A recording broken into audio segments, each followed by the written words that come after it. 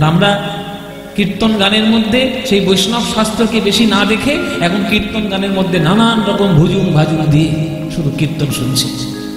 চারিদিকে দেখবে এইসব ক্যামেরাগুলো করছে তো, এইসব ক্যামেরাগুলো, এই ক্যামেরা নানান জায়গায় করে আর সব ফেসবুকে ছেড়ে যায়। কোন কীর্তন ছাড়তে হয় আর কোন কীর্তন ছাড়তে নাই সেটুকু জানতে হবে।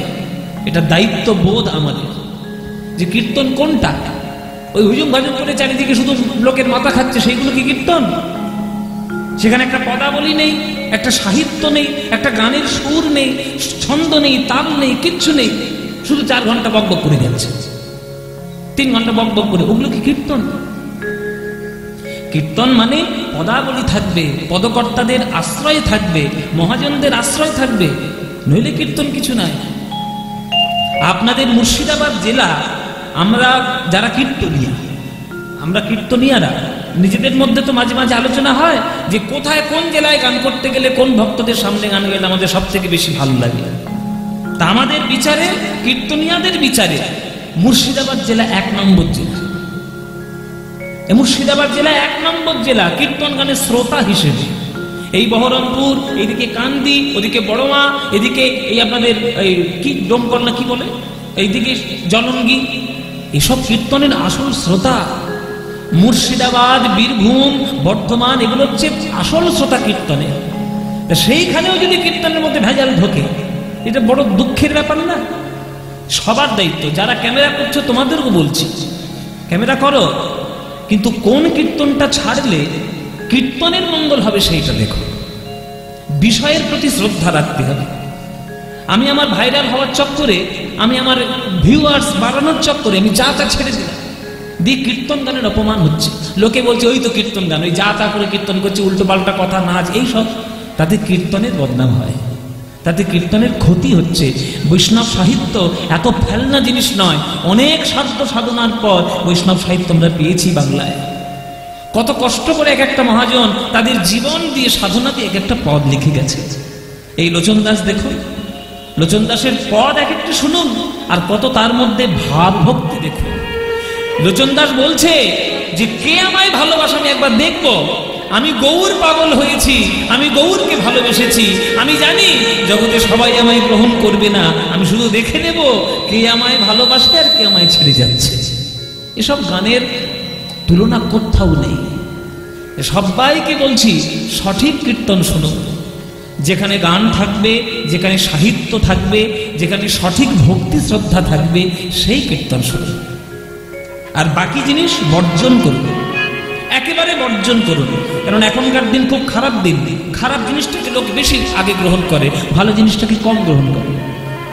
এই দেখুন ফেসবুক আর চারিদিকে ভাইরাল হচ্ছে, কত কীর্তনিয়া ভাইরাল, উল্টো পাল্টা গানকে ভাইরাল। তো কই কীর্তন জগতের যিনি সব থেকে শ্রেষ্ঠ গায়িকা সরস্বতী মা, সরস্বতী দাসী, কই তার গান একটা গেয়ে কেউ ভাইরাল করার দেখি? কেউ করিয়েছে এতদিন? কত গুণী মানুষ, কত গুণী কীর্তনিয়া, তারা মরে গেছে আমার চোখের সামনে। আমার গুরু নীলমণি দাস শেষ জীবনে খেতে পর্যন্ত পায়নি, ওই তার একটা গান কেউ জানে? কেউ ভাইরাল করেছে? করেনি। কে কোথাকার উল্টো পাল্টা সে কীর্তন করে গেল, তাকে ভাইরাল করে দিল। আমার মায়াপীসে কিছুদিন আগে মারা গেলেন, মায়াপুর তার নবদ্বীপ একজন বিখ্যাত কীর্তনিয়া, কেউ তার নাম জানে? বড় গান জানতেন, পদাবলী জানতেন, একেবারে পিওর কীর্তন জানতেন। কে তার গান নিয়ে ভাইরাল করেছে? কেউ করেনি। এটা দায়িত্ব সবার, আমারও দায়িত্ব আসল কীর্তন গাওয়ার, আপনাদের সবার দায়িত্ব আসল কীর্তন শোনা, ধরে রাখার।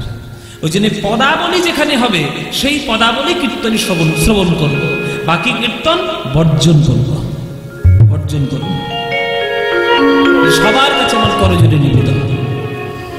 একটা কি সুন্দর কথা শুনলাম কিছুদিন আগে, বলে সত্য যুগে, প্রত্যেকটি যুগে, প্রত্যেকটি সময়ে দেবতাও থাকে, দানবও থাকে, দেবতাও থাকে, অসুরও থাকে। কিন্তু সত্য যুগে দুজনের জায়গা আলাদা ছিল। দেবতাদের জায়গা আলাদা আর দানবদের জায়গা আলাদা। ত্রেতা যুগে দেখুন সেই ভালো আর মন্দ আলাদা আলাদা জায়গায় হলো না, একটা পৃথিবীতেই চলে এলো। ত্রেতা যুগে দেখুন রামচন্দ্র ভারতে রয়েছে, আবার সেই পৃথিবীতে লঙ্কায় রাবণও আছে, জায়গাটা কিন্তু এক জায়গায় হয়ে গেল। দাপর যুগ যেই পড়লো, ওই ভালো আর মন্দ, দৈত্য আর দানব এক ঘরের মধ্যে চলে এলো। মানে মহাভারতে দেখুন, অর্জুনের মতো কৃষ্ণ ভক্তও আছে, আর দুর্যোধনের মতো অসুরও আছে, শকুনিও আছে। তাহলে একটা পরিবারের মধ্যেই চলে এলো। আর কলিযুগ যেই পড়লো, ওই ভালো মন্দ দৈত্য দানব এক দেহের মধ্যেই চলে এলো। আমাদের দেহের মধ্যে দানবও রয়েছে, আবার দৈত্যও আছে। এবার আপনি আপনার কোন শক্তিটাকে জাগ্রত করতে চান, এটা আপনার শিক্ষা আর রুচির উপর নির্ভর। আপনি আপনার সাধনা দিয়ে আপনি দেবতাকেও জাগ্রত করতে পারেন, আর আপনার ওই পাপ দিয়ে, পাপ রাশি দিয়ে, তমগুণ দিয়ে আপনার দানবকেও আপনি জাগ্রত করতে পারেন, এক দেহের মধ্যেই বর্তমান। হ্যাঁ, তো অনেক ভাগ্যের ফলে মানব জন্ম পেয়েছো বাবা। এই মানব জন্মটা যেন কোনোভাবেই নষ্ট না হয়ে যায়। জন্ম জন্ম কি যে পুঁজি পাই, যে পেয়েছি মানব জন্ম, এটা যেন ক্ষয়ে না যায়। আনন্দ লীলাময় বিগ্রহায় হে মাভো দিব্য ছবি সুন্দরায় তস্মৈ মহাপ্রেম রসপ্রদায় চৈতন্য চন্দ্রায় নমো নমস্তে।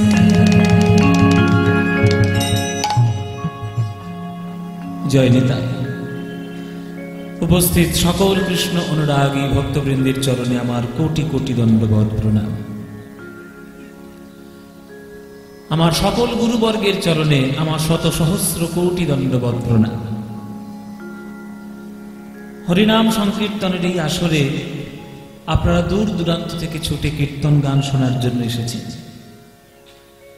কীর্তন গান ছুটে এসেছেন কেন না, হৃদয়ে প্রেমানন্দ লাভ করার জন্য। আর সেই প্রেমানন্দের রূপটা কেমন?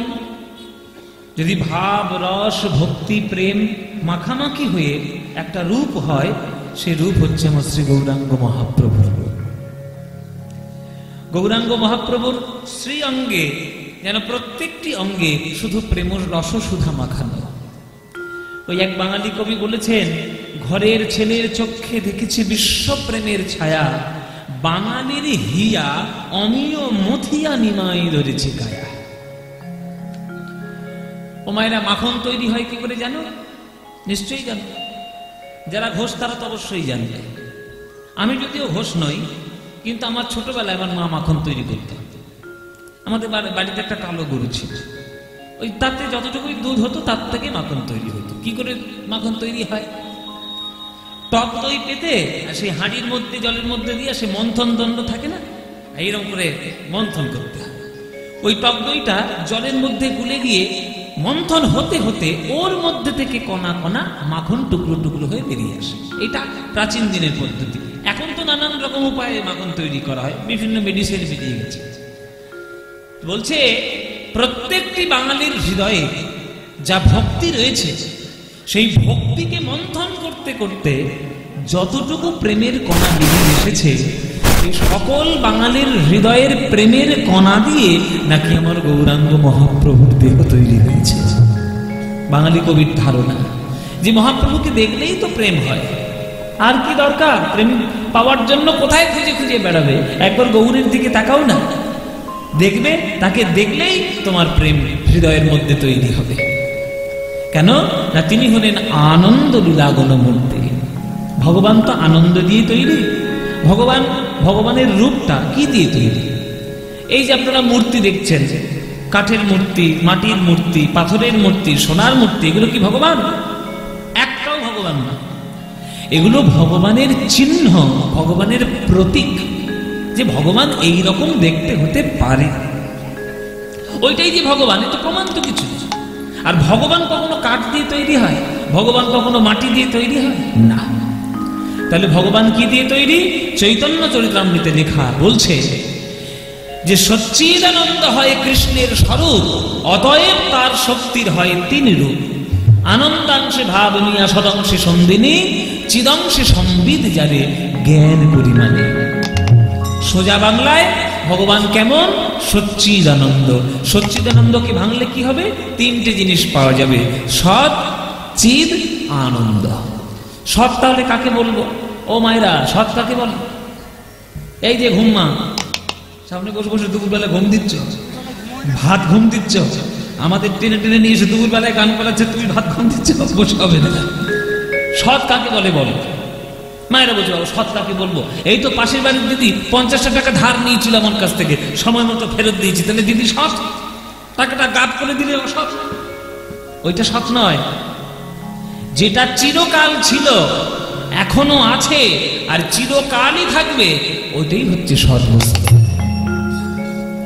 যেমন আমার একটা গাড়ি আছে, এই গাড়িটা ওই 50 বছর আগে তো আমার ছিল না, এখন আছে। 50 বছর পরে থাকবে কিনা সন্দেহ আছে, থাকতেও পারে না থাকতেও পারে।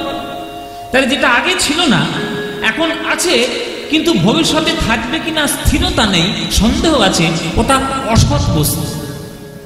তাহলে সৎ বস্তু কোনটা? একমাত্র শ্রী গোবিন্দের নাম, যেটা চিরকালই ছিল, চিরকালই আছে আর চিরকালই থাকবে, সেই সত্তাই হচ্ছে ভগবানের সৎ সত্য। সৎ চিৎ কাকে বলবো? চিৎ মানে হলো চৈতন্য শক্তি। চৈতন্য কেমন চৈতন্য? এই যেমন দেখেন মাইক্রোফোন, এই মাইকটার মধ্যে এই তারের মধ্য দিয়ে একটা কারেন্ট আসছে, ইলেকট্রিক প্রবাহ হচ্ছে, এই জন্য আমার কথাগুলি বক্সের জোরে জোরে শোনা যাচ্ছে। এই যে মাঝে মাঝে জেনারেটর অফ হয়ে যাচ্ছিল, তখন এই কাজ করছিল, সঙ্গের মধ্যে দাঁড়িয়ে আছে, কোনো কাজ নেই, কেন? কারেন্ট নেই, কোনো শক্তি এর মধ্যে নেই, কোনো চৈতন্য এর মধ্যে নেই, মরার মতো দাঁড়িয়ে রয়েছে। আবার যে কারেন্ট এলো আবার কথা জুড়ে হচ্ছে। তেমনি আমাদের দেহটার মধ্যেও একটা কারেন্ট আছে, যেটাকে আমরা শক্তি বলি, আত্মা বলি, যাই অনেকে অনেক রকম নাম বলে। যে চৈতন্য শক্তি পাওয়ার পর কিন্তু আমাদের ওই চৈতন্য, ওই আত্মাটা যখন শক্তিটা চলে যাবে, তখন আমাদের কি হবে? হয় ওই মরা মাইক্রোফোনের মতো, হয় পুড়িয়ে দেবে, নইলে পুঁতে দেবে, নইলে গঙ্গার জলে কি ভাসিয়ে দেবে। কিন্তু যে চৈতন্য শক্তি পাওয়ার পর আমাকে পোড়াতেও হবে না, সমাধিও দিতে হবে না, জলে ভাসাতেও হবে না, সেটাই হচ্ছে ভগবানের পরম চৈতন্য শক্তি। ওই শক্তিটা যে একবার লাভ করতে পারবে, তার জগতিক কোনো কিছুই লাগবে না। কিন্তু ওই শক্তি আমাদের মধ্যে না, ওই শক্তি একমাত্র আছে কার মধ্যে? একমাত্র শ্রী গোবিন্দের মধ্যে। ওই শক্তি দিয়েই ভগবান তৈরি, সেটা চিরনিত্য, কোনোদিন বন্ধ নাই। 2 নম্বর। 3 নম্বর হচ্ছে আনন্দ। যে আনন্দ পাওয়ার পর মায়ার নিরানন্দ কখনো গ্রাস করবে না, সেটাই হলো ভগবানের পরমানন্দ শক্তি। সেই আনন্দের নবঘন মূর্তি হলো আমার গৌরাঙ্গ মহাপ্রভু। তাই আনন্দ লীলাময় বিগ্রহায় বিগ্রহ। তাকে দেখতে কেমন? হেমাভ দিব্য ছবি সুন্দরায়। হেম, হেম মানে কি? হেম মানে সোনা। সোনার দুল পড়তে পছন্দ করো তো? এই যে মুর্শিদাবাদে বহরমপুরে বড় বড় সোনার দোকান আছে, ওই সোনার দোকানে একদিন ডাকাতি ফেলবে। হ্যাঁ, সৎ বুদ্ধি দিচ্ছি, ভালো কথা। একদিন ডাকাতি ফেলবে, এমনি তো দিতে চাইবে না। ওই সোনা দোকানে যত সোনা আছে সব সোনাগুলোকে ডাকাতি করে নিয়ে এসে একদিকে রাখো, আর তার পাশে একটা গৌরের মূর্তিকে রাখো। লোকে কোনটার দিকে তাকাবে? সোনার দিকে না গৌরের দিকে? তাকাবে ওই গৌরের দিকে। কেননা পৃথিবীর কোটি কোটি সোনা যতই আনো না কেন, আমার গৌরাঙ্গ মহাপ্রভুর কাছে তার কিচ্ছু তুলনা নাই, এক বিন্দুও কিছু হবে না, ফিকে পড়ে যাবে। তাই কোটির সোনার থেকেও উজ্জ্বল আমার গৌরাঙ্গ মহাপ্রভুর দিন, তার রূপ। হেমাভ দিব্য ছবি সুন্দরায় তস্মৈ মহাপ্রেম রস প্রদায়। তিনি মহাপ্রেম প্রদান করেন। আমাদের সনাতন শাস্ত্রে আমরা শুনেছি আমাদের বিভিন্ন রকম দেব দেবী আছে। মা মনসাকে ডাকে কেন? ঘরে যাতে সাপ না ঢোকে। সরস্বতীকে ডাকে কেন? পড়াশোনা জ্ঞান বুদ্ধি ভালো হয়। লক্ষ্মীকে ডাকে কেন? ব্যাংকে টাকা পয়সা যেতে পারে। কার্তিককে ডাকে কেন? যাতে ঘরে খোঁকাখুকি হয়, এই জন্যই ডাকে। গণেশকে ডাকে কেন? যাতে ওই ব্যবসাটা উন্নতি হয়। বিশ্বকর্মাকে ডাকে কেন? কলকারখানা যাতে ভালো হয়। প্রত্যেকটা দেব দেবীর একটা আলাদা আলাদা ডিপার্টমেন্ট আছে। কিন্তু সকল দেব দেবী আপনি যার কাছেই যান, গিয়ে চরণটা ধরে বলুন দেখি যে হে দেবতা বা হে দেবী, আমি কিচ্ছু চাই না, আমি কেবলমাত্র রাধা গোবিন্দের প্রেম চাই, মহাপ্রেম চাই। কারোর দেবার ক্ষমতা আছে? কারোর দেবার ক্ষমতা নেই। ওইটা দিতে পারে একমাত্র মহাপ্রভু। আপনি মহাপ্রভুর চরণ ধরুন, আলিঙ্গন করে বুকে জড়িয়ে ধরে এমন প্রেমে তোমায় ভাসিয়ে দেবে, সেই প্রেম পেয়ে তোমার চিরজীবন ধন্য হয়ে যাবে। তাই তিনি মহাপ্রেম প্রদান করেন। সে প্রেম জগতে কারোর দেওয়ার ক্ষমতা নাই। সেই চৈতন্য চন্দ্রকে আমি প্রণাম করি, সেই চৈতন্য চন্দ্রকে আমি আমার মাথায় রাখি। তাই মহাপ্রভু এমন আমাদের ভাগ্যে এসেছেন কলিযুগে, যে কত ভাগ্যর গুণে তবে আমরা পেয়েছি আমার মহাপ্রভু। ওই জন্য কবি কি সুন্দর গানে লিখেছে, বলে ওই দেখো আমার গৌর যাচ্ছে, আর তাকে দেখে নদিয়া নাগরীর মনের মধ্যে কি হচ্ছে দেখো। আমার গৌর রতন করে যতন রাখবো হিয়ার মাঝে, গৌর ভূষণ করব ধারণ যেখানে যেমন সাজে। আমার গৌর রতন করে যতন রাখবো হিয়ার মাঝে, গৌর ভূষণ করব ধারণ যেখানে যেমন সাজে। গৌর মানে গৌর শব্দের অর্থ যেখানেই হলুদ দেখবো, যেখানেই গৌর বরণ দেখবো, সেখানেই আমার যেন গৌর হরিকেই খুঁজে পাচ্ছে। এই যে না, এর মধ্যে কিছু নেই, এর মধ্যে কিছু নেই। ওই পিসি মালা পিসে আমায় মালা দিলে তার মধ্যে কিছু একটা পাবো। যেখানেই হলুদ হলুদ দেখবো, সেখানেই আমার গৌরকে দেখবো। ওই দেখো হলুদ কাপড়, ওটা যেন আমার গৌর। ওই দেখো হলুদ রং, ওটাও যেন আমার গৌর। চারিদিকে যেখানেই গৌর বর্ণ, সেখানেই যেন আমার গৌর হরি বিদ্যমান। আর যেটাই পড়বো সেটাই যেন আমার গৌর বরণ হয়ে যায়। গৌর বরণ, গৌর ভূষণ করব ধারণ যেখানে যেমন। গৌর বরণ ফুলের ছাপায় আমি নতুন বাঁধব চুলে, গৌর বরণ ফুলের ছাপায় নতুন বাঁধব চুলে, গৌর বলে গৌরব করে পথেই যাব চলে, গৌর বলে গৌরব করে পথেই যাব চলে। কি গো ফাল ফাল করে আমার দিকে তাকিয়ে আছো কি? হ্যাঁ, তোমরা দেখছো কি সই? কি দেখছো আমার দিকে? আমার দিকে বেশি তাকিও না, আমার দিকে বেশি তাকালে আমার মতোই হয়ে যাবে। পাগলের সঙ্গে থাকলে পাগলের লোকে হয়। দেখবে মায়েরা, একটা তামার বাটি সোনার গয়নার সঙ্গে মিশিয়ে রেখে দাও, 10 বছর পর যদি তুমি ওই বাটিটা খুঁজে পাও, তখন আর সেটা তামাটের বরণ থাকবে না, সে সোনার বরণ হয়ে যায়। সোনার সঙ্গে থাকতে থাকতে সেটাও হয়ে যায় সোনা। তাই পাগলের সঙ্গে থাকলে তুমিও পাগল হবে। আমি গৌর পাগল হয়েছি, আমার দিকে বেশি তাকিও না, তুমিও গৌর পাগল হবে। দেখছো কি সই গোরা রূপে আমার, আমার সকলই গেল ভেসে। তোমরা দেখছো কি সই গোরা রূপে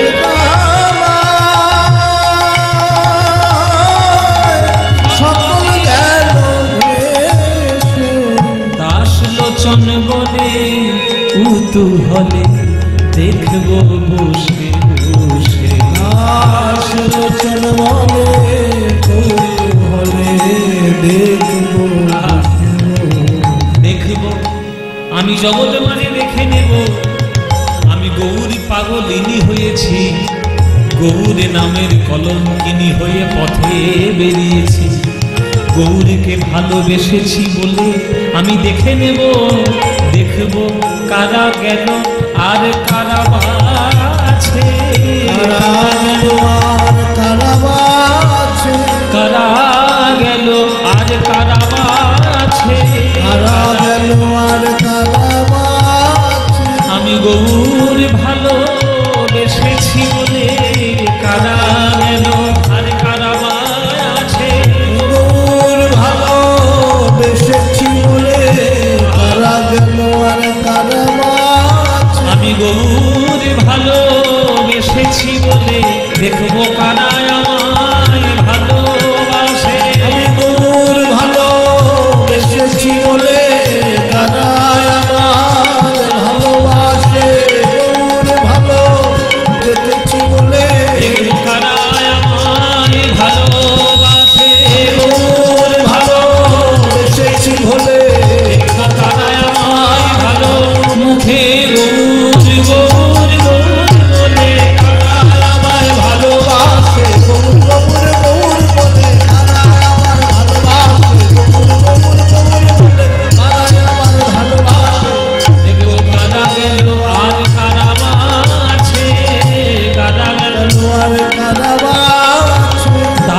লোচন বলে উতূহলে দেখবো বসে বসে, দাস লোচন বলে কৌতূহলে দেখবো বসে বসে। কি সুন্দর গান দেখুন, কি অপূর্ব গান লোচন দাস ঠাকুরের পদ।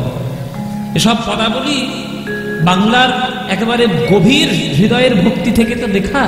এই জন্য এর ভাষা, এর যা রচনা, এর সঙ্গে অন্য কোনো গানের তুলনাই হয় না। এই যে বাংলার কীর্তন গানের মধ্যে যে কোন রস লুকানো আছে, সারা পৃথিবীর শ্রেষ্ঠ সাহিত্য বৈষ্ণব পদাবলী। আমি বলছি না, বলেছে স্বয়ং রবীন্দ্রনাথ ঠাকুর, যিনি কাব্যকুলের একজন কবিগুরু, যিনি সারা বিশ্বে কবিগুরু নামে পরিচিত, তিনি বলছেন যে সারা বিশ্বের যদি শ্রেষ্ঠ সাহিত্য থাকে সেটা আমাদের বৈষ্ণব পদাবলী সাহিত্য। দেখুন লোচন দাসের পদাবলী শ্লোকের সঙ্গে কতটা প্রাসঙ্গিকতা বজায় রেখে লোচন দাস পদাবলী লিখেছে। দেখছো কি সই তোমরা বলো, দেখছো কি সই ওই গোরা রূপে আমার সকলই গেল ভেসে, দাস লোচন বলে উতূহলে দেখবো বসে বসে। দাস লোচন বলে কৌতূহলে দেখবো বসে বসে। আমার ভাগ্য হয়েছে মায়েরা লোচন দাসের পাটবাড়িতে আমার কীর্তন করা। লোচন দাস যেখানে সাধনা করেছেন কাকুটিয়া, বীরভূম কাকুটিয়া, ওইখানে গান করার আমার সৌভাগ্য হয়েছে। সেখানে কাঠের মূর্তি নিতাই গৌর এখনো আছে, সেখানে রোজ সেবা হয়। আর সেইখানেই লোচন দাসের পদাবলী সব লেখা। সেই বীরভূম জেলা আমার গান করার সৌভাগ্য হয়েছে। আমার সৌভাগ্য হয়েছে জয়দেব গোস্বামী, চণ্ডীদাস ঠাকুর, নানুর, আমাদের এদিকে মুলুক পাটবাড়ি, ওদিকে আমার জ্ঞানদাস পাটবাড়ি, এদিকে আমার চাকুন্দি শ্রীনিবাস আচার্যের পাটবাড়ি, সব জায়গায় গান করার সৌভাগ্য হয়েছে। এসব হবে না করার সৌভাগ্য যদি গুরু কৃপা না থাকে। গুরু কৃপা চাই। তাই মহাপ্রভু আজকে কি করছেন, সবাইকে নিয়ে আজকের হরিনাম সংকীর্তনে মত্ত হয়ে রয়েছে। হ্যাঁ, সবাইকে নিয়ে, এই শ্রীবাস, এই অদ্বৈত, চলো সবাই মিলে আজকে কীর্তন করি। সবাই একটু হাতে পায়ে ধরে কীর্তন শেখাই, একটু কীর্তন করি। এই চলো দেখি খোলকর্তাল নিয়ে ওঠো, চলো সবাই মিলে কীর্তন শুরু করেছে।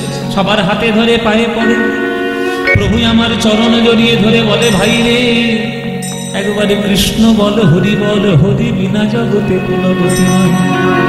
হরে রাম হরে রাম হরে রাম ইব কেবলম, কলৌ নাস্তি নাস্তি গতিরন্যথা, কলি যুগে নাম বিনা গতি নাই, গতি নাই। তোদের চরণ ধরি একবার হরি বল ভাই, ভজ শ্রীকৃষ্ণ কহ শ্রীকৃষ্ণ, লহ শ্রীকৃষ্ণের নাম রে, ভজ শ্রীকৃষ্ণ কহ শ্রীকৃষ্ণ, লহ শ্রীকৃষ্ণের নাম রে। এই গানটা ভাল লাগে ভাই না?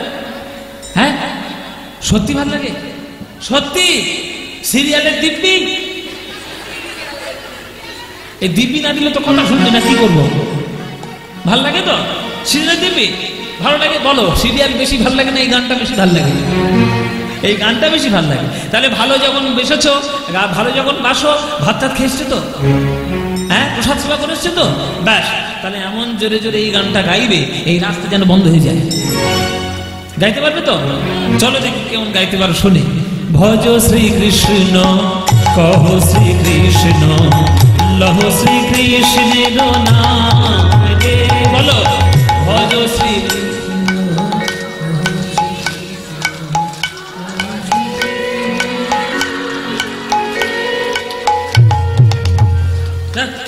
আরেকবার খেয়ে এসো, পিছনে প্রসাদ আছে, পিছনে প্রসাদ আছে, আরেকবার খেয়ে এসো। এই সামনের মা মোটা গাইছে, পিছনে বলে আমরা তো পিছনে আছি, আমাদের দেখতে পাবে। এই যে তোমরা ফাঁকিবাজি বিদ্যে শুরু করেছো, এই ফাঁকি, আচ্ছা সত্যি তোমরা ভালোবাসো এই ভজ শ্রীকৃষ্ণ কহ শ্রীকৃষ্ণ লহ শ্রীকৃষ্ণের নাম রে, এই গানটা তোমাদের যাদের যাদের ভালো লাগে না একবার উলুধ্বনি দাও জোরে।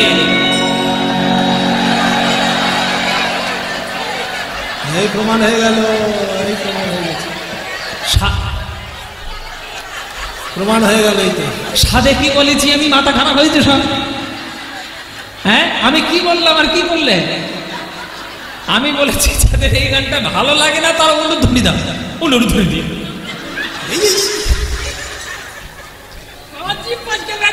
জিভ ফসকে, তুই খেয়ে আয় যা।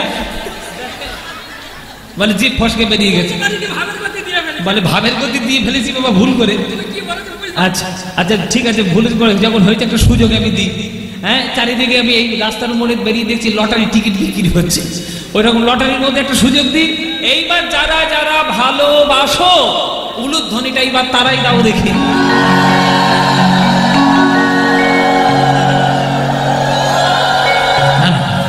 ভালোবাসা না না ভালোবাসা, ভুল করে দিয়ে ফেলেছে কি করবে? তা ভালো যখন বাসো এবার তাহলে করতালি দিয়ে গাও, এবার প্রাণ খোলা গান গাও। ভজ শ্রীকৃষ্ণ কহ শ্রীকৃষ্ণ লহ শ্রীকৃষ্ণের নাম রে। বলো ভজ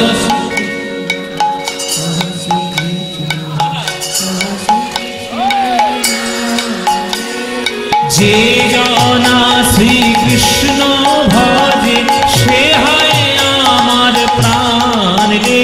বলো যে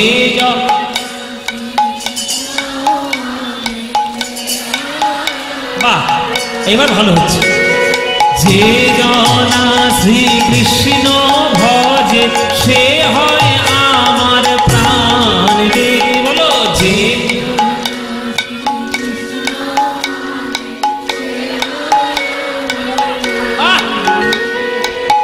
প্রভাত কালে হা শ্রীকৃষ্ণ যে বলে একবার রে। প্রভাত কালে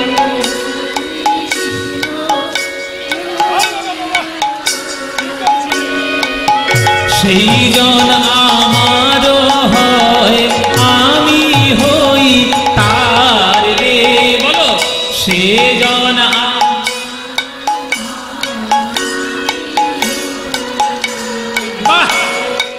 ভজ শ্রীকৃষ্ণ কহ শ্রীকৃষ্ণ কহ শ্রীকৃষ্ণের নাম রে। ভজ শ্রীকৃষ্ণ কহ শ্রীকৃষ্ণ কহ শ্রীকৃষ্ণের নাম রে। আহা যে জনা শ্রীকৃষ্ণ ভজে সে হয় রে।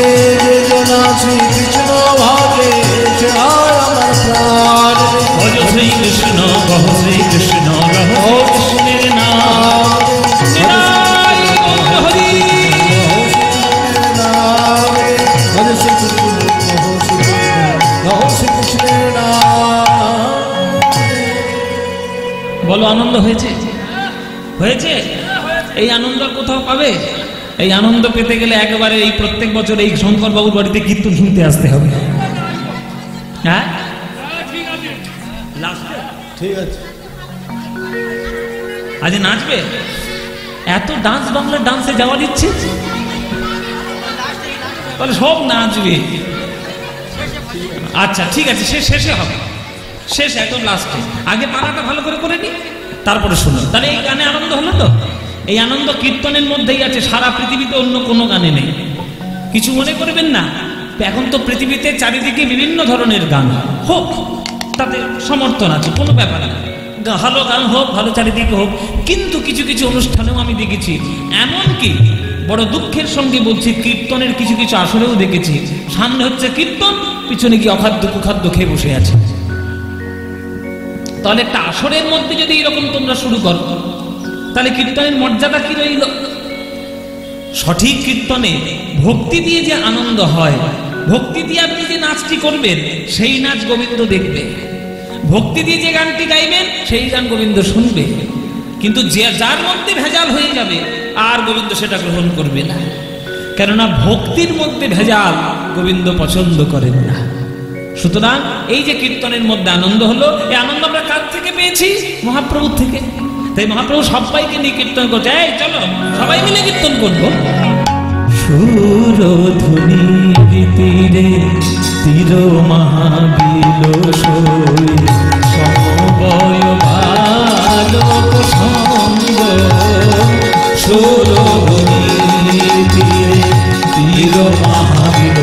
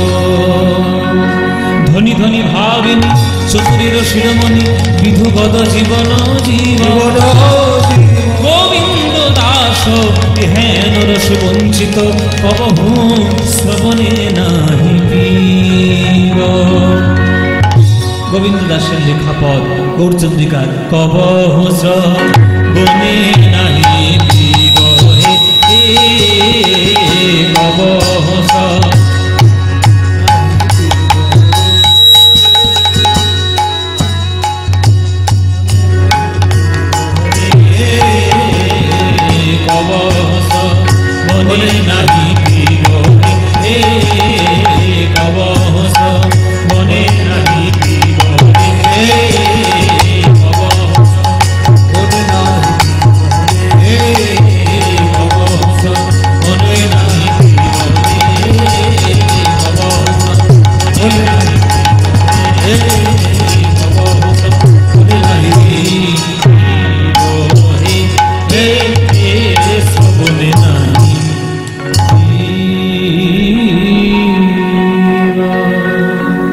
গৌরচন্দ্রিকা সমর্পণ হলো। এবার চলুন আমরা বৃন্দাবনে যাই। লীলা আজকে কি হবে আপনাদের কাগজে লেখাই আছে, আপনারা বুঝতে পেরেছেন, পড়েও নিয়েছেন। লীলা হবে ব্রহ্ম মোহন লীলা।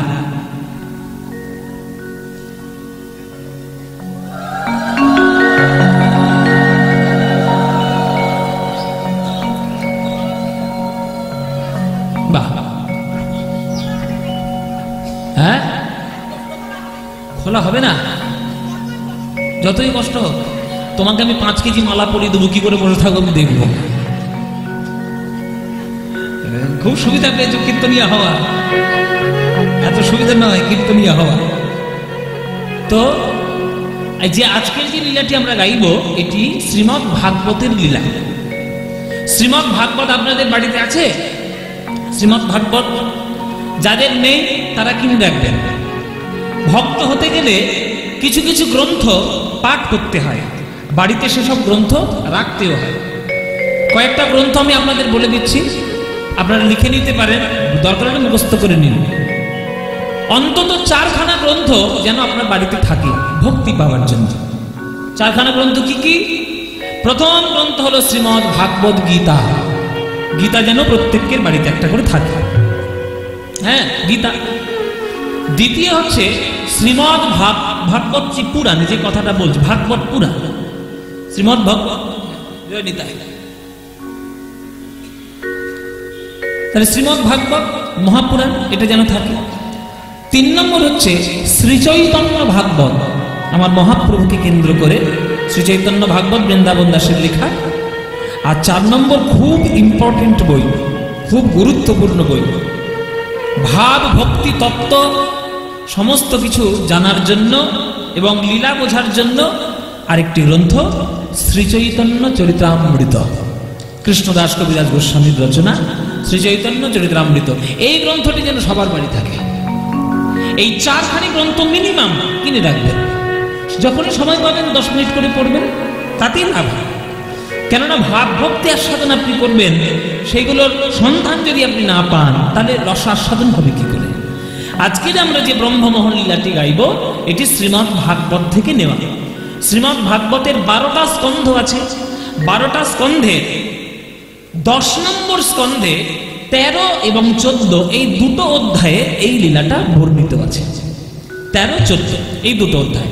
লীলাটার নামও লেখা আছে ব্রহ্মমোহন, তাই আমরা লিখেছি ব্রহ্মমোহন।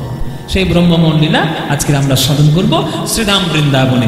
চলুন তাহলে সবাই মিলে আমরা একটু বৃন্দাবনে যাই।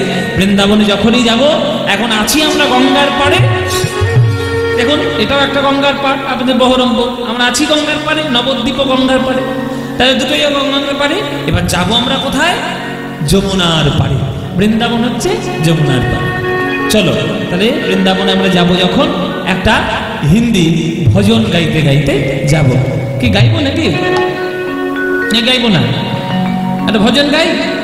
আচ্ছা, অনেকেই ভেবেছে ভজন মানে এবার বোধহয় হিন্দি গান একটা শুরু হবে, এবার নাচবো আমরা।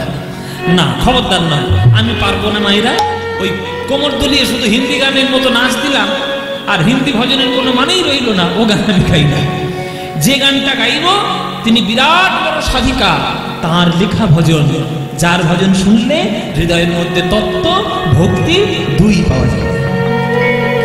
পায়ো জি मैंने राम रतन धन पायो, पायो जी मैंने राम रतन धन पायो, पायो जी मैंने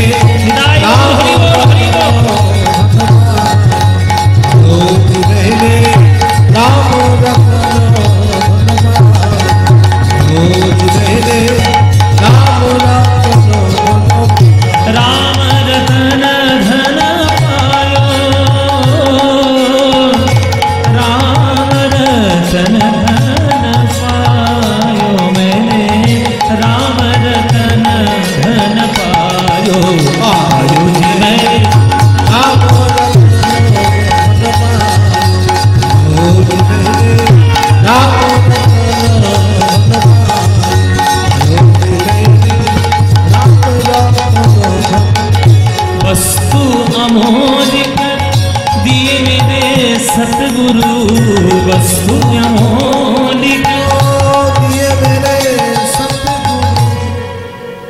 দীক্ষা কারা নিয়েছো? হাত তোলো দেখি, কারা কারা দীক্ষা নিয়েছো? ও বাবা, এই তো সবাই দীক্ষা নিয়েছে। সবাই দীক্ষা নিয়েছো, খুব ভালো কথা। দীক্ষা কাকে বলে? দীক্ষার তাৎপর্য কি? দিয়ে খা। এটা আবার কি মানে হলো বাবা? এ তো সাংঘাতিক মানে। দীক্ষা মানে দিয়ে খা। আচ্ছা, জানি না বাবা এটা তত্ত্ব কি, তাৎপর্য কি। আমার যেটা জানা আছে সেটা আপনাদের বলি, শুনুন। একটা পাথরের মন্দিরে বা বড় মন্দিরে যেমন একটা বিগ্রহ প্রতিষ্ঠা হয়, একটা সোনার মন্দিরে সোনার বিগ্রহ প্রতিষ্ঠা হয়, তেমনি আমাদের দেহটাও হলো একটা মন্দির। এই দেহ মন্দিরের মধ্যে তো পাথরের মূর্তি বসানো যাবে না, সোনার মূর্তি, রূপোর মূর্তি, কাঠের মূর্তি তো বসানো যাবে না। তাহলে কি বসানো যেতে পারে? গুরুদেবের কাছে মন্ত্র দিয়ে ভগবানের একটা বিগ্রহ তৈরি করা আছে। ওই মন্ত্ররূপী বিগ্রহ দেহ রূপ মন্দিরের মধ্যে প্রতিষ্ঠা করার নামই হলো গুরুচরণে দীক্ষা গ্রহণ করা। কি বললাম ভালো করে বুঝে নিন। মন্ত্ররূপী বিগ্রহ দেহ মন্দিরের মধ্যে প্রতিষ্ঠা করার নামই হলো দীক্ষা। আপনি যখন গুরুদেবের কাছে যাবেন, কানে তো একটা বীজ মন্ত্র দেবেন, দেয় না? ওই মন্ত্রটা হচ্ছে এমন একটি মন্ত্র, এই মন্ত্রগুলো আচার্যদের থেকে গুরু পরম্পরা ক্রমে গুরুর কাছেই আছে। এই মন্ত্র আপনি কিন্তু ওই শাস্ত্রে পাবেন না, আর ওই আপনি কোনো গ্রন্থে পাবেন না। ওই মন্ত্র গুরুর কাছেই পাবেন। আপনার কানে যে মন্ত্রটি দিয়েছে গুরু, ওটা গুরু পরম্পরা ক্রমে ওই মন্ত্র চলে আসছে। ওই মন্ত্রটি যদি আপনি বিগ্রহ রূপ মনে করে, ভগবানের রূপ মনে করে ওই মন্ত্ররূপী অদৃশ্য বিগ্রহটি দেহ মন্দিরের মধ্যে প্রতিষ্ঠা করেন, সেটাই হলো গুরুচরণে দীক্ষা গ্রহণ করা। এইবার কথা হলো, যখন কাঁচা হিরে ওই খনি থেকে পাওয়া যায়, হীরের খনি থেকে, তখন দেখবে তার মধ্যে চকচকে কিচ্ছু থাকে না, সে কষ্টা একেবারে কালো কালো টাইপ। কিন্তু ওইটাই যখন জহুরির কাছে পড়বে, রত্নকারের কাছে পড়বে, ঘষা মাজা করে এমন চকচকে করে দেবে না, ওইটারই দাম তখন লক্ষ লক্ষ টাকা হয়ে যাবে। দেখবেন কানে যখন গুরুদেব দীক্ষা মন্ত্র দিল, ওইটা জপতে বেশ ভালো লাগে না, এই কষা কষা হতো। কিন্তু যে ভক্ত ওই কাঁচা হিরেটাকে সাধন ভজন করার মাধ্যমে ওটাকেই চকচকে করতে পারবে, তাকে দেখার জন্য লোক আকুলি বিকুলি হয়ে ছুটে যাবে, চরণটা জড়িয়ে ধরবে। যে সাধনা করবে সে ওই মন্ত্ররূপী বিগ্রহ উজ্জ্বল করতে পারবে। তাই দেখুন ভজনের মধ্যেও তাই লেখা, বস্তু অমৌলিক দিয়ে মেরে সতগুরু, অমূল্য বস্তু দিয়েছেন আমার গুরুদেব। কিসের বিনিময়ে? কোনো টাকা পয়সার বিনিময়ে নয়। যে প্রকৃত গুরু হবে সে শিষ্যের কাছ থেকে কোনো টাকা নিয়ে ওই দীক্ষা দেবে না। যদি তার মধ্যে ভক্তি হওয়া সম্ভব দেখে, তাকে কৃপা করেই দীক্ষা দেবে। তাই কৃপার বিনিময়ে আমি দীক্ষা পেয়েছি। গুরুদেব আমার কাছ থেকে অর্থের বিনিময়ে দীক্ষা দেননি। কৃপা কর अपनायो पायो जी मैंने, कृपा कर अपनायो पायो मैंने, राम रतन धन पायो, राम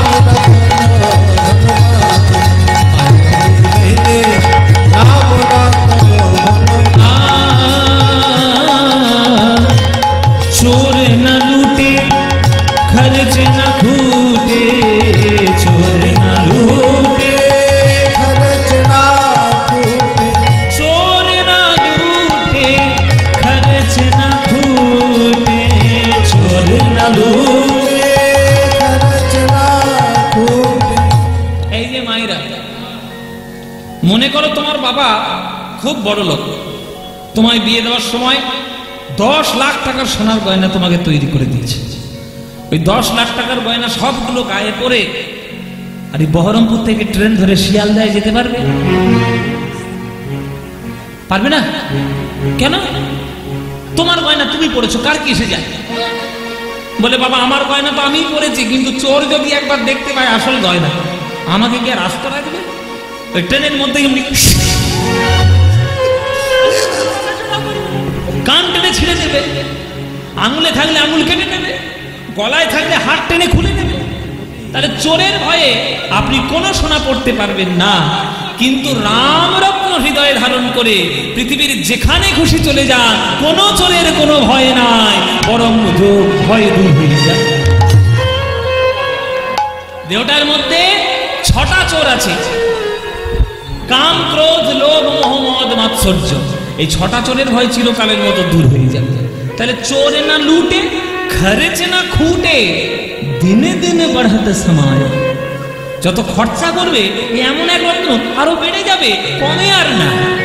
চোর না লুটে, খরচ না খুঁটে, চোর না লুটে, খরচ না খুঁটে, চোর না লুটে, খরচ না খুঁটে, চোর না লুটে, খরচ না খুঁটে, দিনে দিন बढ़त समायो पायो गए, दिने दिन बढ़त समायो पायो गए, राम रतन धन पायो गए नाम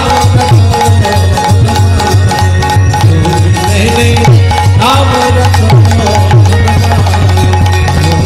गए नाम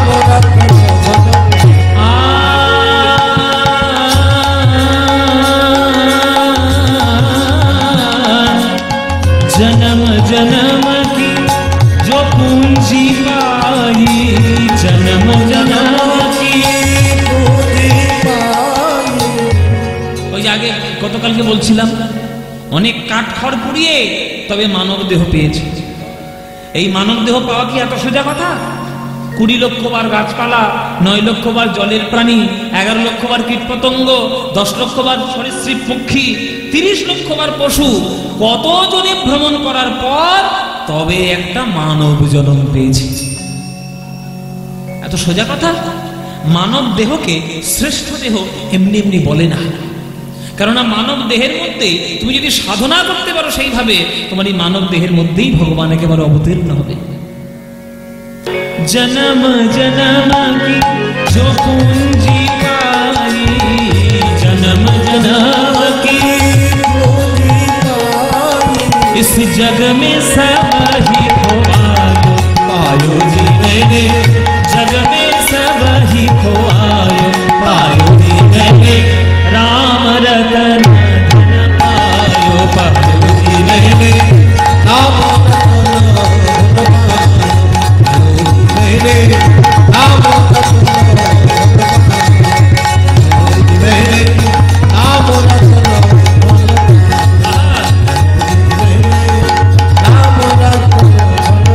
এই ভজনটি কি লিখেছেন আপনাদের মতোই, আপনাদের থেকে আরো উন্নত এক মহিলা, এক মা, এক ভক্ত, मीराबाई।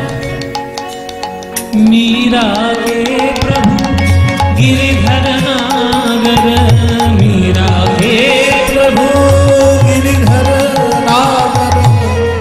রাজস্থানের সাধিকা মীরা ছোটবেলায় তার বাবা কোলে একটা কৃষ্ণ মূর্তি দিয়েছে, হ্যাঁ, দিয়ে বলছে এই হচ্ছে তোর আসল মানুষ, একেই ভালোবাসবি। পুতুল খেলা করতে ভালোবাসতো তো, তাই একটা কৃষ্ণের পুতুল দিয়েছে। ও মায়েরা, ওই কৃষ্ণের মূর্তিটায় তার জীবনের সার হয়ে গেল।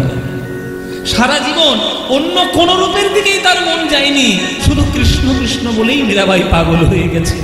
মেরে তো গিরিধারী গোপাল, গিরিধারী গোপাল, গিরিধারী গোপাল, ব্যাস সারা জীবন ওই এক মন্ত্র জপ করতে করতে কি হলো জানো, দেহটাকে নিয়েই কৃষ্ণের অঙ্গে মিশে গেলেন।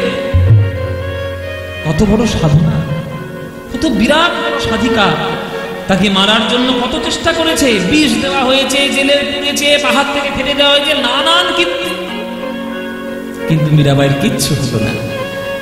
যার মাথায় কৃষ্ণের হাত, তার আবার কিসের চিন্তা? সেই মীরাবাইয়ের চরণে আমাদের প্রণাম। তিনি এই ভজন রচনা করেছেন। মীরা কহে প্রভু গিরিধর নাগর, मीरा कहे प्रभु गिरिधर नागर। মীরা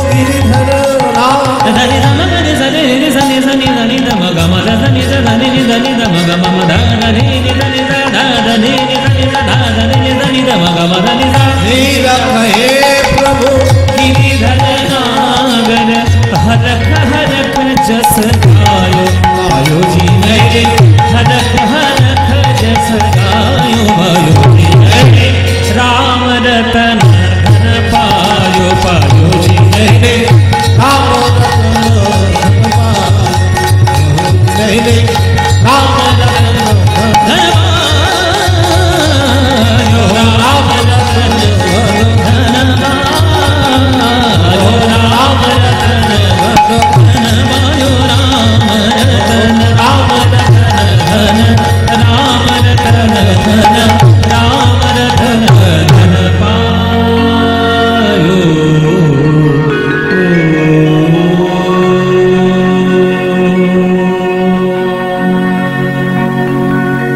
वृंदावनं सखि भुववितनोति कीर्तिं यद्देवकी सुतपदाम्बुजलब्धलक्ष्मी गोविन्द वेणुमदमात्तमयूरनृत्यं पृक्सादिसान्यपरतान्यसमस्तसत्त्वम् सबाई बोली बोल वृंदावन धाम की वृंदावन धाम की वृंदावन धाम की श्रीमती राधा रानी की श्रीमती राधा रानी की श्रीमती राधा रानी की बोलो प्रेम से राधे राधे बोलो राधे राधे बोलो